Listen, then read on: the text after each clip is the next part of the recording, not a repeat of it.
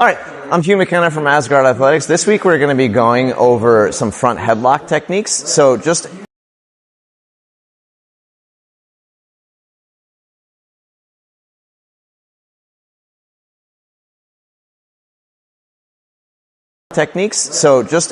for a review, a front headlock in jiu-jitsu, I'm going to cup my hand. I'm going to make a chin strap right here. This elbow is going to be super tight.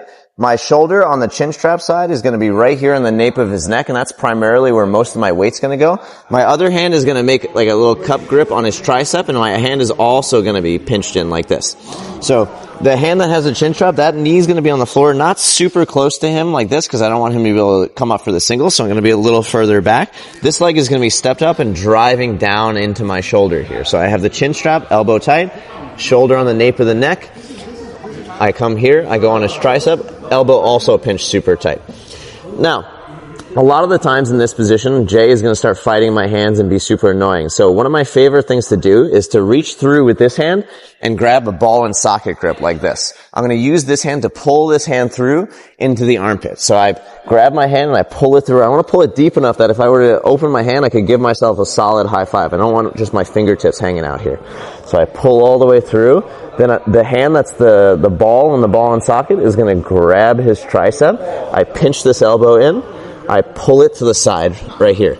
Now, I'm going to put this hip on the side of his shoulder here. So I'm going to connect my hip right here. My hands don't move when I do this. And then this shin is going to go across his belly. And then my other shin is going to go over his back.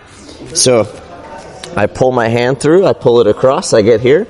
I sit through, and now when I fall, I don't fall backwards because that's going to expose his head and it's going to come out. It's going to loosen my choke. What I want to do is I want to pretend like this is the actual blade of a guillotine and it falls straight down on the nape of his neck and cuts his head right off, right? So I don't fall backwards, right? Like an actual guillotine, hence the name, comes straight down and cuts his head off. So my hands are here in that ball and socket grip.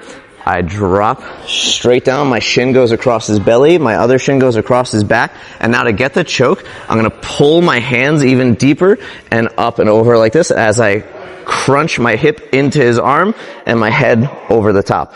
I don't want to be able to see the back of Jay's head. If I see the back of Jay's head, that means I'm pulling away and I'm loosening up the choke. I want to compress him like this here. And I just wait. Okay? So from the beginning, I get here, I grab the chin strap, shoulder, nape of the neck. I reach through, ball and socket grip. I pull it through, grab the tricep, pinch the elbow, pull it across. Get the hip on the shoulder, drop straight down, come across the belly, come over the top, and crunch. And that's my tap. Okay, so now a lot of the time you go for that guillotine, you might get it, you might not, but there is one solid way for him to escape, and that's to dump his body to the side. So let's say I get here, I go for the guillotine, I sit. He's going to jump his body to the side like this. This is why I like this ball and socket grip, because I'm holding his tricep here, and I'm here pinching my elbow, and that's going to be able to make me stay nice and tight to him. I have my ear close to him like I'm trying to like listen to his heartbeat. Then I'm going to cover his top arm with my leg like this. Then and only then do I relinquish my grip. I pull my bottom hand up and back. Then I drop my elbow. I don't put my whole hand down here like this because Jay's going to start fighting my hands and be super annoying. I don't like that. So I go from the gable grip here. I drop just my elbow and I grab my bicep. This hand is going to come deep underneath my chin as much as I possibly can. So I'm here. I pull my hand up and back. I drop to the elbow. This hand comes underneath. And now the main driver of this choke is the bottom hand pulling down and back. It's like Tiger Woods when he scores in golf. He goes, yeah! Like this. He goes, yeah! I bet you he wasn't doing that when he got his DUI though. So I pull up and back. I drop the hand. Now, Jay's head is on the floor, so I'm just going to lift it onto my chest a little bit so that I can get a little extra torque when I puff my chest out. I do the Tiger Woods with my bottom arm, and I puff my chest out, and I get my tap.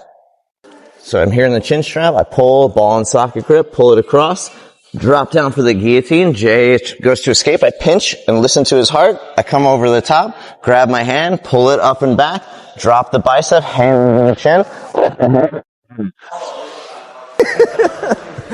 Alright, so those are two variations from the front headlock that I really enjoy using and are part of my A game most of the time. I really enjoy getting that guillotine there, and then dropping to that anaconda off a failed guillotine is my favorite follow-up technique.